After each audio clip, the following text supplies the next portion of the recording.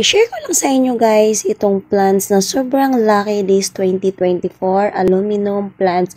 Anyway guys, matagal na to sa akin pero yung pinaka mother plant niya is namatay na. So buti na lang at naisipan kong mag-propagate at may natirang dalawa. So i-repat na natin guys para lalo siyang lumago, lalo siyang lumaki kasi napapansin ko hindi na talaga siya lumalaki sa ang kanyang pot propagation. So, ang gamit kong soil, more in rice hull, more in soil. Ayan guys, kitang-kita nyo na sobrang healthy niya dahil kita nyo guys, oh, buhay na buhay siya dyan. Dahil yung rice hull ay isa sa nakakatulong sa ating plants para mag-moist yung kanilang soil.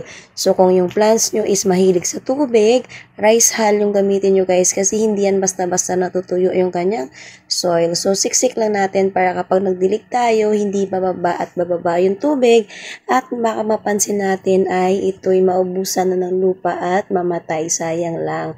So, ganito lang guys kadali mag-repat ng ating aluminum lucky plants this 2024. Check nyo guys sa garden nyo. Baka meron din kayo nito. Thank you for watching everyone. Bye!